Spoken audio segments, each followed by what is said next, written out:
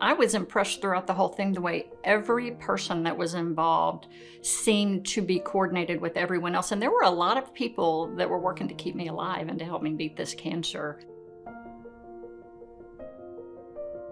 In the summer of 2020, which, 2020 was rough anyway, I started having some abdominal pain. And over the next 3 weeks, it got progressively worse to where it was a constant pain and it was starting to radiate down my left leg. So I went to the Olathe Health Family Practice in Paola, and she ordered a CT.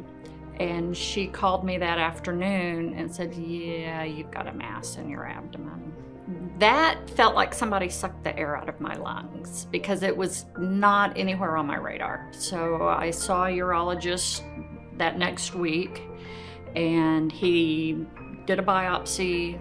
He set me up to see Dr. Corum, and I saw Dr. Corum a week later. Anna, when we met, was 57, and she was otherwise healthy, right? So like most of us, she had an interest in hanging around for a while. She came to Dr. Corum with a particularly challenging problem of a very advanced, what's called urothelial cancer.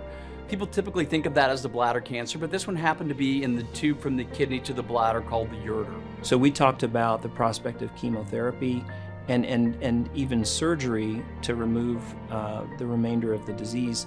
That was about when I engaged Dr. Holzbeierlein, and I talked with him about my plan. He endorsed that plan. So we went forward. She received chemotherapy for several months. She tolerated that well. And then in November of 2020, she was taken for what's called a nephroureterectomy. One of the things that we do really well here at the University of Kansas Health System is, again, that multidisciplinary approach, really having teams of people that are engaged in people's care. And for Ms. Hudspeth, that meant having a vascular surgeon involved. We actually had to remove one of her arteries, a critical artery, during the surgery and replace that artery. The surgical resection, again, involved removing a really significant number of lymph nodes, something that's not done at a lot of places, even around the country. But we were able to provide that. And then again, gave her back to Dr. Corum for additional therapy. And at that point, I began discussions with Dr. Maidment, who's a radiation oncologist here at Olathe, and we devised and discussed a plan that would involve radiation therapy to the abdomen in conjunction with chemotherapy to try and eliminate residual disease. And that's exactly what we did. We followed her for several months. We were doing serial CAT scans. At one point, she had a lung nodule that was new, but she had no other sites of disease. So Dr. Maidment at that point gave her what's called stereotactic radiation therapy, SBRT, to that lung nodule. And around the same time, we had done some additional testing, some molecular testing on the tumor, and we knew that her particular cancer expressed a protein called PD-L1.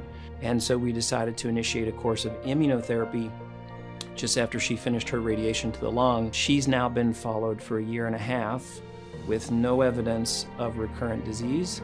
So she's 1.5 years with no treatment, and she's over 3 years from a pretty scary, aggressive cancer. He was sort of on the leading edge of using immunotherapy in this space, which he did. And she's really had just an unbelievable outcome, quite honestly.